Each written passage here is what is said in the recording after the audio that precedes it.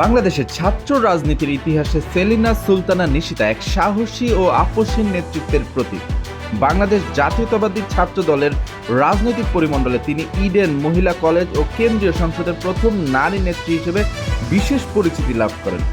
রাজপথের আন্দোলন থেকে গ্রেফতার, কারাবরণ ও রিমান্ডের কঠিন অভিজ্ঞতা সবকিছুর মধ্য দিয়ে তিনি অটল থেকেছেন নিজের আদর্শে। স্বৈরাচার বিরোধী আন্দোলনের উত্তাল সময়ে ঢাকার রাজপথে তার দৃপ্ত উপস্থিতি ছিল সহযোদ্ধাদের জন্য অনুপ্রেরণা। মামলা, নির্যাতন ও দমন পীড়ন তাকে কখনোই দমাতে পারেনি, বরং প্রতিকূলতার প্রতিটি অধ্যায় তাকে আরো দৃঢ় করেছে সংগ্রামের পথে।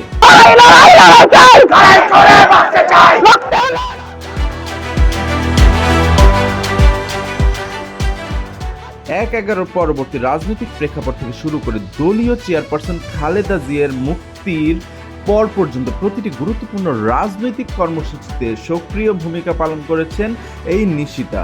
বিভাগীয় সমাবেশ, রোড মার্চ কিংবা কেন্দ্রীয় আন্দোলন সবখানেই তাকে দেখা গেছে সামনের সারিতে। বিশেষ করে রাজধানী কেন্দ্রিক আন্দোলনগুলোতে তার নেতৃত্ব কর্মীদের মধ্যে নতুন উদ্দীপনা সৃষ্টি করেছে। তার সহকর্মীরাও বলেন, তিনি শুধু একজন সংগঠক নন, তিনি রাজপথে গড়ে ওঠা এক সাহসী সংগ্রামী কণ্ঠ।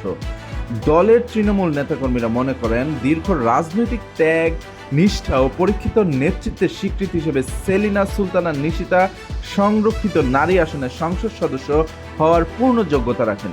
তাদের বিশ্বাস, রাজপথের একজন পরীক্ষিত কর্মী সংসদে গেলে আন্দোলনের চেতনা ও সাধারণ কর্মীদের প্রতিনিধিত্ব আরও শক্তিশালী হবে।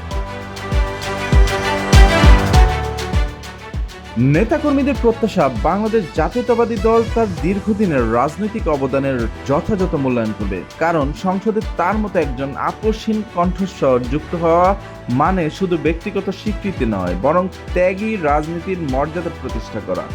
এ নিয়ে বিএনপির নীতি নির্ধারকরা বলছেন, আন্দোলন সংগ্রামে ভূমিকা, দলের প্রতি আনুগত্য এবং রাজনৈতিক অভিজ্ঞতা সবই হতে পারে মূল্যায়নের মানদণ্ড, তবে চূড়ান্ত সিদ্ধান্ত আসবে দলের হাইকমান্ড থেকে।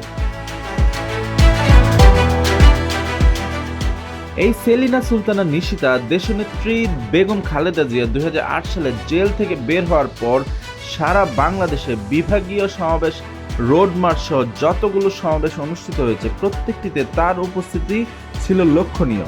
এছাড়াও ছাত্রদলের ইতিহাসে ইডেন মহিলা কলেজ এবং ছাত্রদল কেন্দ্রীয় সংসদের প্রথম কোনো ছাত্রদল নেত্রী জেল খেটেছেন এবং রিমান্ড খেটেছেন তিনি হচ্ছেন সেলিনা সুলতানা নিশিতা।